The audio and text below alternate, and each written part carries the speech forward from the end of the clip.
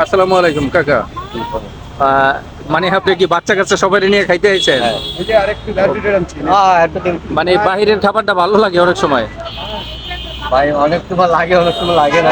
Chicken নিয়ে এনে খাওয়ার ভালো লাগে এই কারণে। তাই মানে গরুর মাংস পান নাই আইসা?